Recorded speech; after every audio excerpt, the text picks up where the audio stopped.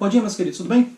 Na aula de hoje vamos continuar nossos estudos sobre o Estado Novo, dessa vez focando sobre a relação do Estado Novo, de Getúlio Vargas, com a Segunda Guerra Mundial. Um evento que ocorre entre 1939 e 1945, nós vamos estudar nas próximas aulas, e que logicamente vai acabar interferindo em todo o mundo, né? Ou principalmente aí no mundo já inserido dentro da dinâmica capitalista, como era o caso brasileiro, né?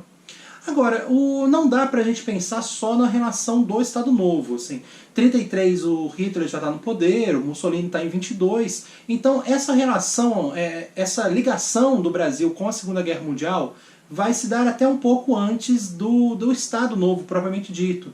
Então, da mesma forma que na última aula eu falei para vocês, né, de que a gente, dentro dos estudos do Estado Novo, a gente voltava um pouco para 1930 para entender toda a lógica por trás do governo Vargas, afinal, que são 15 anos do mesmo presidente, né, ditador em alguns períodos, mas a lógica acaba sendo a mesma. E aqui, como a gente vai ter a conclusão disso tudo, é interessante que a gente volte e entenda como é que chegou nesse ponto. Tranquilo? Bom, como a gente viu, o Vargas chega ao poder em 1930 muito focado na ideia de modernizar o Brasil, numa ideia de industrializar o país, que era extremamente agrícola, vinculado ao café.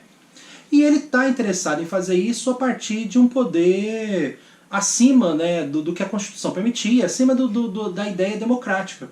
O Vargas ele chega com uma mentalidade da época, né, estamos em 30 e, como a gente viu na aula sobre o nazifascismo, era uma mentalidade muito comum de questionar a democracia, questionar a capacidade que a democracia tinha de modernizar o país, de inserir mais pessoas na economia e assim por diante. Assim, as democracias estavam sendo vistas como falhas por conta da Primeira Guerra, por conta da crise de 29, e o Vargas não vai fugir muito disso. E quando ele chega ao poder, o Mussolini já está lá. O grande exemplo que o Mussolini foi para todo mundo, né, para o Hitler, para os nazifascistas, que, né, Portugal, a Espanha, que vão ter os seus regimes, a Hungria, né, você tem uma série de regimes nazifascistas, mas da mesma forma que o Mussolini é um exemplo para o Hitler, ele vai ser um exemplo para o Vargas. Não é à toa que na nossa última aula, quando a gente falou da CLT, eu falei para vocês que era uma imitação da Carta del Lavoro, que era a Carta do Trabalho criada pelo Mussolini.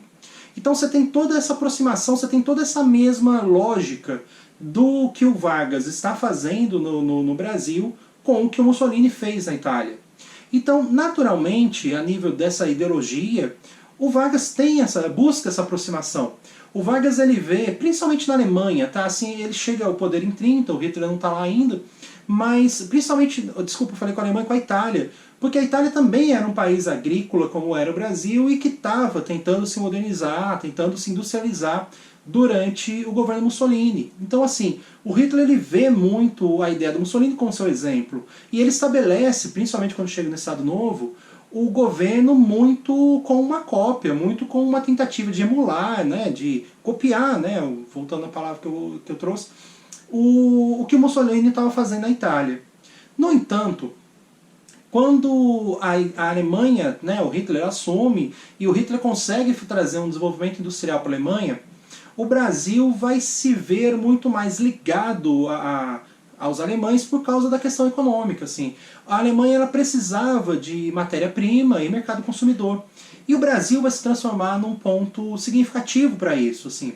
Ou seja, quando Hitler assume e desenvolve o Brasil, juntamente com a ideia do Vargas de desenvolver o país, vai juntar, esses dois países vão começar uma relação cada vez mais estreita.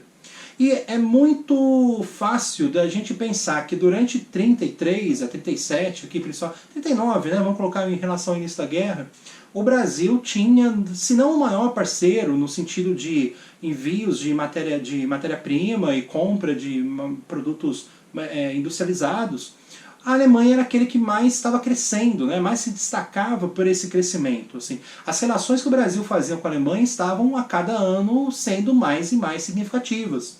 Ao ponto do próprio governo alemão sugerir uma relação mais direta, que era, por exemplo, a política dos marcos compensados. Cada marco, que era a moeda alemã da época, né? Hoje a Alemanha usa o euro, até então usava o dinheiro que chamava marco, mas cada marco que o Brasil ganhava vendendo, principalmente algodão, né, o Brasil vendia mais matéria-prima agrícola, né, afinal das contas, mas cada marco que a Alemanha caçava no Brasil não é nem que a Alemanha pagasse, a Alemanha meio que, vamos dizer assim, o governo alemão meio que anotava lá e deixava, olha, vocês têm um crédito aqui de tanto. E o Brasil vai comprar, vai usar esse crédito para comprar principalmente material bélico. O exército alemão ele estava se desenvolvendo muito rapidamente, era uma proposta do Hitler, né? Um desenvolvimento econômico a partir da guerra, a partir do exército. E o Brasil vai entrar nessa. O Vargas, inclusive, eu falei para vocês, tinha prometido para os generais, né, para os líderes militares em 87, que olha, eu vou modernizar, vocês querem ser a principal força militar brasileira, eu vou fazer isso. E a própria cabeça dos militares brasileiros, eles eram muito autoritários, eles estavam muito ligados a essa ideia de Mussolini, do fascismo.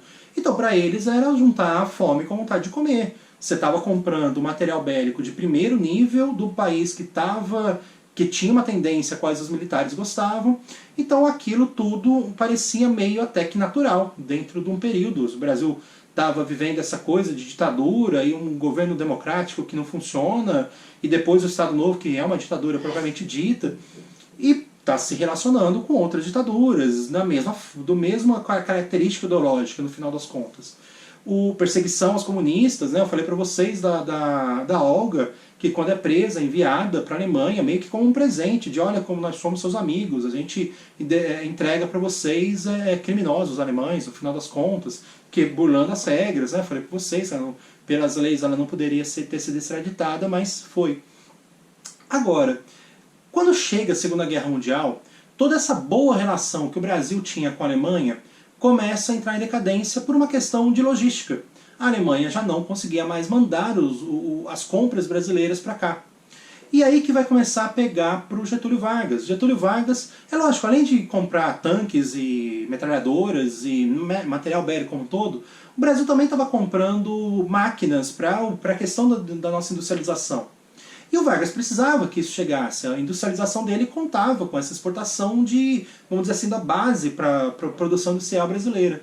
E quando o Brasil está vendendo as coisas, né, o algodão brasileiro continuava chegando na Alemanha, mas os produtos alemães não chegavam mais, ou porque a fábrica parou de fabricar, porque está pelo esforço de guerra produzindo material bélico, ou porque era um navio cheio de material bélico, e a marinha inglesa parou, era uma guerra, e um navio alemão não ficava transitando livremente pelo Atlântico para trazer material bélico para o Brasil.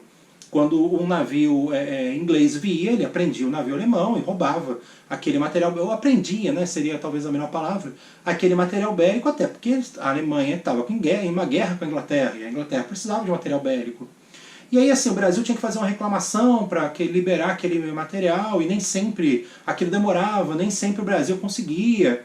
Então assim, a boa relação do Brasil com a Alemanha começa a se deteriorar muito dentro do início da guerra, a partir do início da guerra.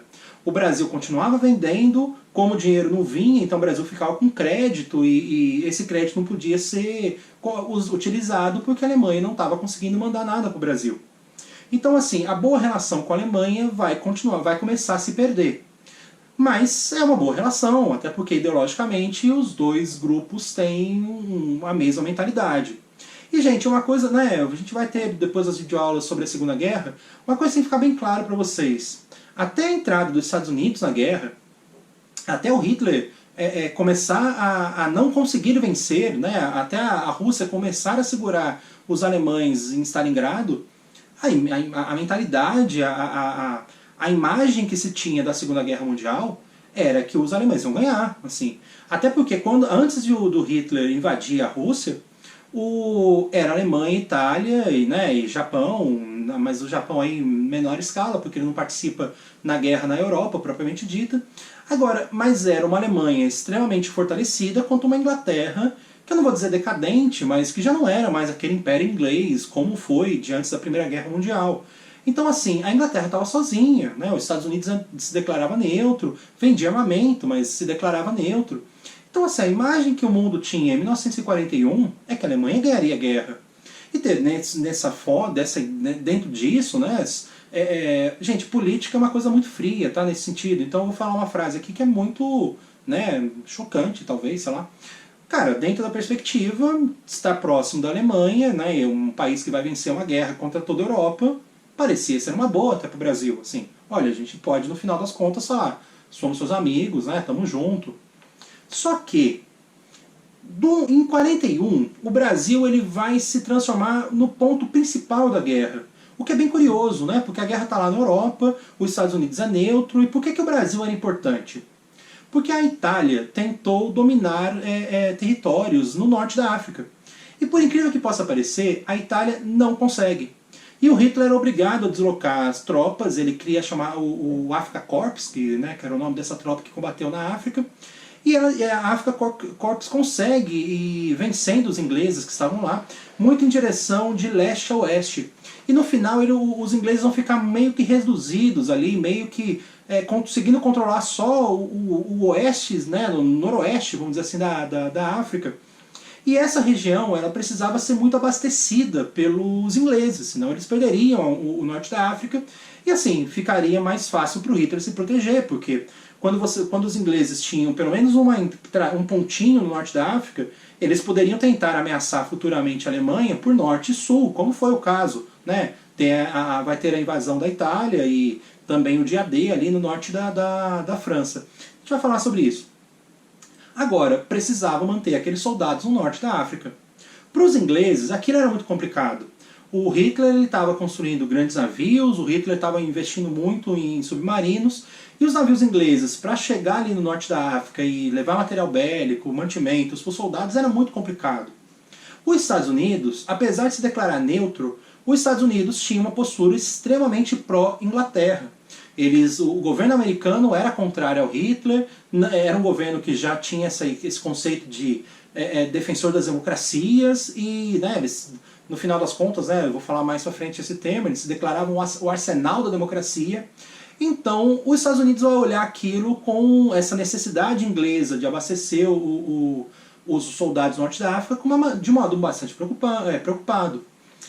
E a aviação estava melhorando, né, nesse período. Os aviões, a partir de agora, né, gente, eram tipo 50 anos que os primeiros aviões tinham voado, mas os aviões agora já conseguiam cruzar o Atlântico com alguma segurança. E aí que está a grande questão. Eles ainda não tinham autonomia suficiente para sair dos Estados Unidos ou para sair da Inglaterra e levar mantimentos para o norte da África. Né? Da Inglaterra, dependendo ali, até conseguisse, mas você teria que passar por um terreno dominado pelos alemães, aí você teria ataques, né? Mas ele poderia sair de Natal. Natal, ele é um dos pontos, né, mais setentrionais, mais a leste da América. E é um dos pontos, né, de Natal, se você for traçar mais ou menos de maneira reta, você chegaria mais ou menos em Marrocos, e é um dos pontos onde o Atlântico é menor, basicamente. E aí que está a grande questão. Para manter esses soldados ingleses no Marrocos, seria interessante contar com um aeroporto em Natal. E aí o Brasil se torna importante. Para os ingleses, para os aliados, né, no final das contas, porque no final de 41 os Estados Unidos vão entrar na guerra, Natal passa a ser uma cidade super importante porque de lá você conseguiria manter o esforço de guerra no norte da África e manter uma ameaça contra o eixo, né, contra a Alemanha, a partir de norte e sul. Já para os alemães, para o eixo... E, gente, aqui eu estou excluindo a Itália. A participação da Itália na Segunda Guerra Mundial é medíocre, tá? Então, assim, a gente vai estudar mais pra frente. Mas para a Alemanha, ter o Brasil do seu lado era fechar uma porta para os aliados. Olha, se eles não usarem Natal, a gente consegue dar um jeito ali de expulsar esses ingleses do norte da África e facilita bastante para a continuação da guerra. Então, nesse contexto, o Brasil passa a ser super importante. E aí, o Brasil vai virar meio que a menina dos olhos e, sabe, a menina bonita lá da festa e todo mundo vai tentar fazer alguma coisa. O exército americano até começa a planejar um ataque, uma invasão ao nordeste brasileiro para que conseguisse usar aquela região. Afinal, o Vargas era amigo do Hitler, então assim, se você vai entrar numa guerra, meio que natural que os amigos do seu inimigo, né, sejam também seus inimigos. Mas o governo americano, e principalmente assim, os empresários estadunidenses, eles vão olhar isso de uma outra forma. Eles vão começar a pensar numa política de boa vizinhança. Eles vão começar a pensar numa ideia de vender uma mentalidade que os Estados Unidos era a nação do futuro, era a nação de que você deveria estar do lado, e que vamos fazer isso, vamos ficar do lado dos Estados Unidos. Assim. Não é uma postura que os Estados Unidos vai adotar só para o Brasil, tá? Ele vai tentar isso com praticamente todos os países, os principais países da América, vai fazer isso com o México, vai fazer com a Argentina, vai fazer com o Chile, mas né, aqui logicamente a gente vai estudar mais o foco no lado brasileiro. Como é que funcionava essa política de boa vizinhança? A ideia era mostrar que os Estados Unidos era a nação a ser seguida. Para isso, por exemplo, eles já vão perceber que o cinema era significativo. Então vamos construir cinemas no Brasil. Vamos trazer atores de Hollywood para o Brasil para eles desfilarem, aparecerem, sabe? Era a ideia de ser visto mesmo, assim, olha, a gente quer que aquele estadunidense conhecido, que até então o cara pagava o ingresso para ir no cinema e ver aquele filme, que ele seja visto lá no Rio de Janeiro. Que ele esteja lá do lado do Vargas, que o Rio de Janeiro até então naquela época tinha cassino, que o cara frequente o cassino, que o povo carioca estava indo e, sabe, sente lá com eles, se divirta com eles, e eles querem que o cara vá em Copacabana e, sabe, e tire foto e apareça. E tudo isso muito com controle do governo. E artistas vão vir para o Brasil. O Walt Disney ele chega a vir para o Brasil, por exemplo. Se vocês pesquisarem, vocês acham uma foto do Walt Disney na areia de Copacabana, assim, lá tirando foto, fazendo os desenhos dele. E muito com a ideia do governo fez isso. O governo pagava esses caras para vir, para vender essa imagem dos Estados Unidos, uma imagem boa dos Estados Unidos. E até assim, o Orson Welles, que é um grande cineasta, é um dos maiores cineastas de todos os tempos, ele é também trazido para o Brasil e ele começa, o caso dele é bem como se o governo americano estava intervindo, né? Ele começa a querer filmar o lado diferente do Brasil, né? E aí ele começa a ir em roda de capoeira, ele vai em local com macumba, ele vai em uma série de lugares que o turista, vamos dizer assim, não seriam aqueles pontos principais dos turistas, né? Se o turista, o estadunidense, ele vai lá para Copacabana e depois ele vai subir o Corcovado, sei lá, o Pão de Açúcar, o Orson Welles não, ele quer mostrar, vamos dizer assim, um lado B brasileiro. E, cara, aquilo chega no Vargas, e o Vargas, né, o DIP, né, o Departamento de Imprensa e Propaganda, não gostam dessa ideia, e eles avisam o governo americano que literalmente chama o Orson Welles de volta e obriga ele a pagar essa fita, né, essas filmagens que ele tem. A gente sabe que esse filme existiu, o Orson Welles, né, algumas cenas ele disse, né, escreveu, olha, eu tinha filmado isso, mas né, o filme propriamente dito foi arquivado, foi jogado fora, não se sabe exatamente, mas o filme não existe, mas o Orson Welles chegou a tentar fazer esse filme para mostrar, né? Até o nome seria curioso, é tudo verdade, seria o nome do filme, para mostrar esse lado, o lado B, né, vamos dizer assim, do Brasil.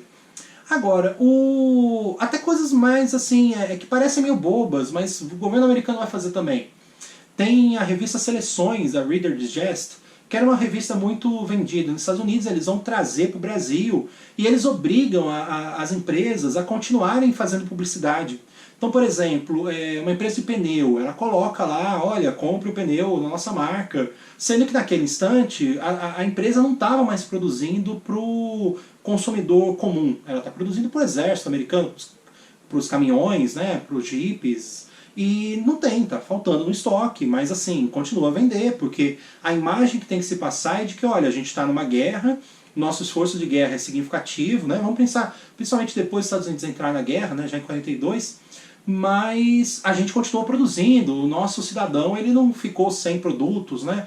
Que é uma coisa que no Brasil começa principalmente a ter um medo, tá? Não que começa a faltar um monte de coisa, mas assim, começa sempre uma notícia de que vai faltar o produto tal, e aí as pessoas corriam para o mercado. E aí você tem muito caso de lojista que esconde aquele produto para tentar vender mais caro e com isso ganhar mais lucro. Até assim, é um período bem tumultuado, porque as pessoas começam a tentar invadir a loja para ver se os lojistas não estavam escondendo nada. Começa a acontecer umas coisas, no mínimo, curiosas, assim, nesse sentido. A minha pesquisa de graduação foi em Juiz de Fora, nesse período. Era muito legal que tinha uma época que começaram a falar que ia faltar carne em Juiz de Fora.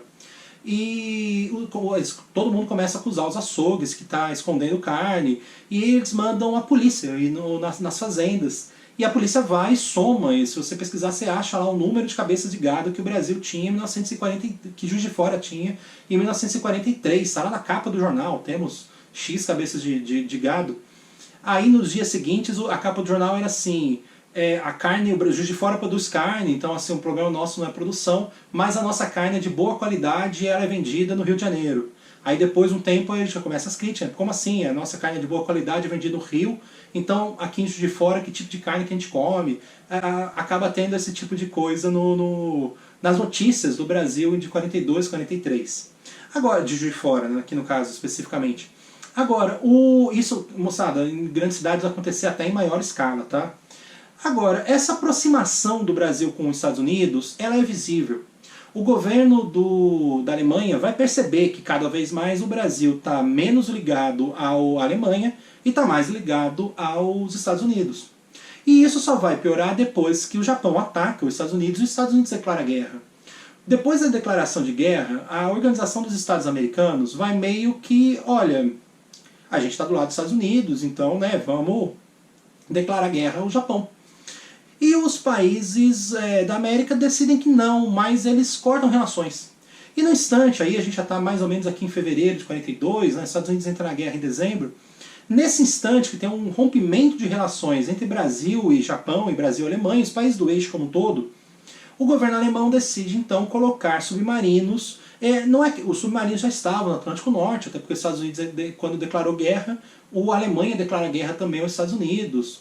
O que, né, na hora da Segunda Guerra, eu vou falar, a gente dá para entrar um pouco nessa discussão, é uma das grandes burrices do Hitler, né? O Hitler, muitas burrices do Hitler cometendo a guerra, essa é mais uma delas. Ele não era obrigado a declarar guerra à Inglaterra pelo acordo que ele, com os Estados Unidos pelo acordo que ele tinha, mas ele declara. E ali tinha submarinos que vão estar atuando no Atlântico Norte, inclusive alguns navios brasileiros já tinham sido torpedeados pelos submarinos alemães, mas meio que assim, o cara não viu que o navio era brasileiro. Mas a partir de 42, essa situação muda. O governo alemão ele dá permissão. Agora, a partir de agora, os submarinos alemães podem, sem problema nenhum, naufragar, afundar navios brasileiros. E isso vai crescendo ao longo do tempo até a gente chegar em agosto de 1942. Em agosto, a ordem que os navegadores alemães recebem é que, olha, se vocês precisarem, vai para o Atlântico Sul e pode atuar livremente no Atlântico Sul. E por Atlântico Sul, entenda litoral brasileiro. A única preocupação dos alemães eram com navios chilenos e argentinos. Esses, os comandantes do submarino não poderiam atacar. No restante, era bandeira brasileira, poderia atacar livremente. Nesse instante, os Estados Unidos já está usando a base de Natal, tá? E vai começar operações entre brasileiros e principalmente a Marinha Brasileira com a aviação dos Estados Unidos para tentar caçar esses submarinos, mas mesmo assim eles conseguem fazer um estrago muito grande no litoral brasileiro. São milhares de mortos dentro desses torpedeamentos. Assim, até agosto de 42 eram só 140, só não, né? Eram 145 vítimas. E em 3 dias, se não me falar a memória, do dia 19 ao dia 21 de agosto, os torpedos, né, os submarinos alemães, são 2 que vão estar aqui no litoral brasileiro, eles conseguem atacar, acho que 5 embarcações com mais de 700 mortos. Assim, o nível da atuação dos submarinos alemães, principalmente no agosto de 42, foi muito brutal. Assim, e eram navios que claramente eram navios de passageiro, que é um crime de guerra. Navios de passageiro não devem ser atacados. E estavam lá simbolizados, os navios de passageiros tinham que né? Tinham que navegar completamente iluminados, e eles não poderiam adotar manobras evasivas de ficar navegando em zigue-zague. E os navios brasileiros estavam fazendo isso. O principal dos navios que foi afundado foi o Baipendi, são 248 mortes, não me falha a memória. O Baipendi estava todo iluminado, não estava fugindo, e mesmo assim ele é torpedeado. E não os sobreviventes, né, depois do ataque, não são o submarino alemão, nem cuida, ele literalmente deixa os caras ali na água, né, que a gente vai morrer afogado, né, e é muito dramático tudo que está acontecendo. Agora, tudo isso, toda essa atuação dos submarinos alemães vai repercutir na população brasileira. A população brasileira vai ficar com sede de sangue. Olha, eles estão matando brasileiros, a gente quer, né, uma vingança, a gente quer fazer alguma coisa contrária a isso. E eles vão para a rua. Aí que está o ponto mais interessante. Desde 1938, quando teve lá a tentativa de golpe integralista, você não teve no Brasil uma manifestação que não tenha sido do próprio governo, que o governo tenha sido controlado. Ali, a gente vai ter, principalmente estudantes, a UNE vai ser muito, a União Nacional de Estudantes, vai ser muito ativa nessas manifestações contrárias, exigindo uma vingança, exigindo o Brasil, uma declaração de guerra brasileira contra a Alemanha. E eles vão para a rua, eles vão começar a fazer manifestações. Só que esse é um governo fascista. E é o que ocorre. O ministro da Justiça, os chefes de polícia começam a tentar reprimir, começam a tentar proibir que essas manifestações saíssem, ganhassem vida. Agora, são manifestações populares, são manifestações grandes. E o próprio Vargas considera essas manifestações legítimas, porque os navios brasileiros estão sendo atacados e brasileiros estão morrendo. E politicamente, o Vargas está se aproximando dos Estados Unidos. E aí o que ocorre? Todos esses políticos que estavam tentando reprimir as manifestações, eles começam a ser demitidos, o que vai fazer uma diferença muito grande para daqui a pouco, né? Eu vou voltar aqui de novo para a questão da guerra, mas olha, presta atenção, os políticos que são fascistas, que têm essa ideologia fascista, eles começam a ser demitidos do governo, o que vai posteriormente gerar uma consequência para o Getúlio Vargas. Agora, politicamente, né, para o Brasil, aqueles ataques acabam levando à declaração de guerra. Você já tinha rompido relações, o Brasil agora vai dar, corta, né, de fato, de vez, as relações com a Alemanha, com uma declaração de guerra, no dia 22 de agosto de 1942. Até assim, surge aí a pergunta, né, o Brasil vai enviar soldados, o Vargas a princípio até cria a chamada Força Expedicionária Brasileira. A ideia é que o exército brasileiro cuida das nossas fronteiras, então ele não vai para a Europa guerrear, por isso é criada uma outra força militar, a FEB. Né? Os oficiais da FEB eram todos do exército, tá? Os generais foram escolhidos, né? Os tenentes, né? Todos os cargos de chefia foram escolhidos de dentro do exército, e as pessoas que se alistariam, né? O alistamento era obrigatório como é hoje, elas estariam servindo a FEB, elas iriam para a guerra. Apesar de 42 ter sido as primeiras declarações sobre a criação, é só 43 mesmo que a FEB vai ser criada, tudo bem? Agora, voltando um pouquinho, a declaração de guerra também permitia com que ficasse mais fácil para o Brasil comprar armamentos, só que dessa vez dos Estados Unidos. Os Estados Unidos tinham um projeto de venda de armamento que a gente chama de Lend and Lease. Seria tipo um empréstimo e o lease é uma compra financiada, vamos dizer assim. Que basicamente um país amigo dos Estados Unidos podia ir lá e comprar armamento e trazer, e olha, depois da guerra você paga. E o Brasil vai comprar muito armamento disso. Até porque, ao mesmo tempo que o governo americano tenta ganhar corações de mentes do povo brasileiro, ele também vai tentar ganhar corações de mentes da liderança do exército. E os dois principais nomes do exército brasileiro desse período, o Dutra e o Góes Monteiro, eles vão praticamente ser convidados a uma série vamos dizer assim, de manifestações, formaturas, exibições da atuação do exército americano, até serem convencidos de que, olha, vocês ficam aí falando de que os alemães são bons, é porque vocês não conhecem o que a gente faz. E são, assim, se no início da guerra o Dutra e o Góes Monteiro, eles têm essa ligação com os alemães, né, de acreditar que aquele seria o melhor exército, com os melhores equipamentos, quando a gente chegar no final da guerra, eles são completamente americanizados, de olha, vamos comprar armamentos americanos, e esse é o treinamento que deve ser feito com os nossos soldados, e assim por diante. Tranquilo? E até assim, voltando agora para a FEB, a preparação da FEB vai ser toda ela feita por americanos. São oficiais, são membros do exército americano que vêm para cá para treinar os nossos soldados. O que cria até algumas certas rixas, né? Assim, o primeiro é um coronel, se não for a memória, que ele chega aqui para comandar, ele olha e fala assim, esses caras, tinha muito brasileiro subnutrido, não era, né? Se hoje o Brasil já tem uma desigualdade social tremenda, imagina em 1943, que é o ano que a gente está aqui. E esse coronel ele fala assim, ó, esses caras não vão conseguir ir para a guerra, assim, eles mal estão conseguindo viver, né? E ele vem com a frase, né, é mais fácil uma cobra fumar do que esses soldados irem para a guerra. E aquilo foi muito significativo para os pracinhas, né? Os pracinhas é como a gente chama geralmente os febianos, né? Os soldados que foram para a guerra. E aquilo é muito significativo, eles vão treinar com muito mais empenho, né? E vão até, inclusive adotar como símbolo, o símbolo da FEB é uma cobra fumando por conta disso, né? A cobra vai fumar no sentido de que, olha, a gente se esforçou e a gente vai para a guerra. E sempre com material bélico americano, até o uniforme, tá? O uniforme que o Brasil, né, que os soldados brasileiros vão atuar na Europa, vai ser uniforme comprado dos Estados Unidos. Ao todo, o Brasil chega a mandar mais de 25 mil, são 25.834 soldados para a Segunda Guerra Mundial. Ao todo, tem mortos em ação, tá? Morto em batalha, são 454, mas aí você já tem, são mais, acho que 2 ou 3 mil que morreram em consequências da ação. Então são pessoas que se feriram no combate, ainda chegaram no hospital e por conta dos ferimentos acabaram morrendo.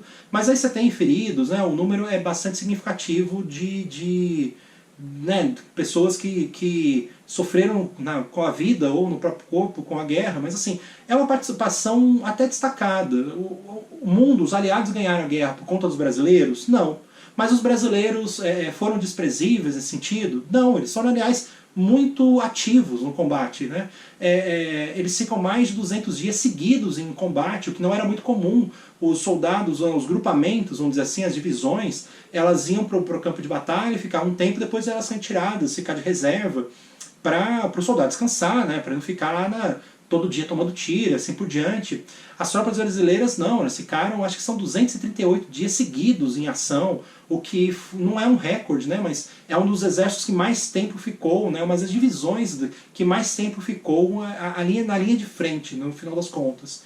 E temos também um número, que esse sim é um número de destaque, que é uma divisão são milhares de soldados, gente, agora eu não vou lembrar o número exato. Uma divisão inteira do exército alemão acabou se rendendo para os soldados brasileiros, o que foi meio, dá para dizer que meio acaso, né? Assim, já no finalzinho da guerra, o Brasil, acho que eu esqueci de falar disso, o Brasil vai atuar na Itália, já num período que a Itália tinha se rendido, mas a Alemanha invade a Itália. Então você tinha uma invasão nazista sobre a Itália, o Mussolini já tinha sido retirado do poder, mas ainda estava vivo, porque o Hitler consegue enviar os soldados que recuperam o Mussolini, mas o Mussolini só comanda uma região norte da Itália, e mesmo assim é meio que um fantoche. Quem está dando as ordens mesmo é o Hitler. E os brasileiros vão atuar nesse cenário, eles lutam contra tropas nazistas dentro do território italiano. E, gente, enfrentando neve, tá? A gente está falando aqui de pessoas, o Nordeste brasileiro, sei lá, com 30 graus de média ali de temperatura, lutando na neve. Assim. A principal batalha que o Brasil vai participar, que é Monte Castelo, eles tiveram que conquistar uma montanha, que no alto dessa montanha tinha um castelo, né, Monte Castelo. Não é um castelo propriamente dito, mas ele tinha as muralhas que conseguiam uma proteção de quase 360, então você não tinha como flanquear o ataque, sempre que os soldados estavam subindo, eles estavam subindo de frente a canhões, metralhadoras, e basicamente era arriscar a própria vida, né? Tem até um caso de um tenente brasileiro, um tenente alemão, que quando ele se rende, ele pergunta, cara, da onde vocês são? Porque vocês são malucos, a gente está atirando em vocês, vocês continuam subindo, assim, né? Quando aí os brasileiros falam, né, nós somos brasileiros, eles falam assim, vocês são os demônios, porque, gente, a gente está atirando em vocês, vocês se escondem, né, no final das contas. Mas o Brasil, né, os americanos não conseguiram dominar Monte Castelo, deixaram para os brasileiros conseguem, né? Mas aí voltando para a rendição, né, no final da guerra vira meio que quase uma perseguição de caminhões, assim, bota todo mundo dentro de um caminhão e vão correr atrás dos alemães. Os alemães estão fugindo, né, no final desse domínio, né, nazista na Itália. E o exército americano manda os brasileiros entregarem todos os caminhões, porque os soldados americanos estavam indo lá para pegar, para prender os alemães que estavam fugindo. E os brasileiros tiveram meio que ir se deslocando, tipo no flanco esquerdo, seria tipo no flanco sudoeste, para evitar, né, que tivesse alguma tentativa ali como estava indo muito rápido, né, dos alemães tentarem atacar por trás, aí os brasileiros tinham que fazer essa proteção.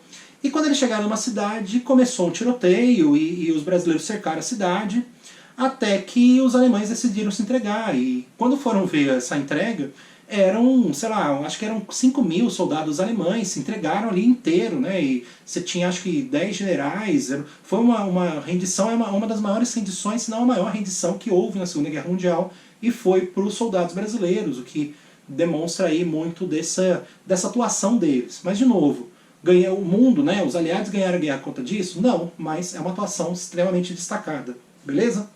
Mas vamos voltar para o Brasil, né?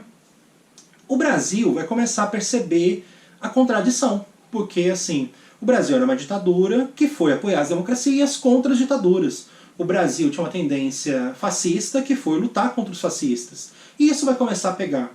E aí lembra que eu falei para vocês que o Vargas acabou demitindo todos os fascistas do seu governo, os autoritários do seu governo? As críticas vão começar a aparecer. Em outubro de 43, um grupo, não dá para dizer exatamente que da elite, mas assim, uma classe média alta, um grupo de empresários e alguns profissionais liberais aqui de Minas Gerais escreve o chamado Manifesto dos Mineiros, aonde eles criticam Vargas, eles pedem democracia. E aquele documento ganha vida, né? Se até então a censura varguista funcionava perfeitamente, agora já não funciona mais, porque os agentes do governo já não conseguem mais travar esse tipo de coisa. E em 44, alguns pracinhas já começam a voltar, né? Os pracinhas vão em 44, mas você tem alguns que já voltam, né? Por algum motivo, uma licença ou está ferido.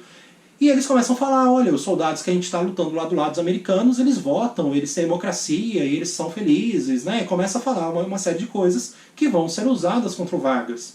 Até porque a censura já não funciona mais.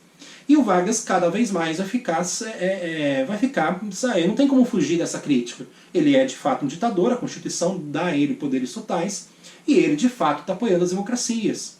Ao ponto de 1945, o próprio Getúlio perceber que era hora de mudanças, e assim, desde 43 ele já começa a falar algumas coisas, de que olha, a gente, acabando a guerra aí, a gente vai repensar se isso aqui a gente vai continuar uma ditadura ou não. 45 é um ano que a guerra não tinha acabado ainda, mas o Vargas, ele fala mais abertamente de, olha, então, beleza, né, vamos pensar aí na democracia. E em abril de 1945 são marcadas eleições para o final do ano, 2 de dezembro de 45, voltaríamos a ter eleições e o Brasil voltaria a ser democrático. Tranquilo? No entanto, eu vou parar por aqui, porque o ano de 45 é um ano com muitas mudanças acontecendo, vão criar partidos políticos de novo, no final vai ter eleições, então eu vou deixar isso para fazer uma terceira parte aí do Estado Novo, só para a gente pensar o final, o que foi o finalzinho do Estado Novo. Tranquilo? Bom, qualquer dúvida aí, mandem os sinais de fumaça virtuais, sou sempre às ordens. Abração para vocês e até a próxima. Ah, hoje tem um abraço especial. O Bruno, nossa, ele sempre pede o meu abraço, eu sempre... Não é nem que eu esqueço, mas eu ia mandar para ele um abraço no vídeo nono ano, fazia um tempo que eu não gravava um vídeo nono. Bruno, sempre com dicas, né? O que mais comenta é no meu grupo, hein, moçada? Vocês podiam seguir o exemplo. Meu grupo, né, nos vídeos. Mas, Bruno, abração para você, cara, um salve aí. Até a próxima, então. Tchau, abraço.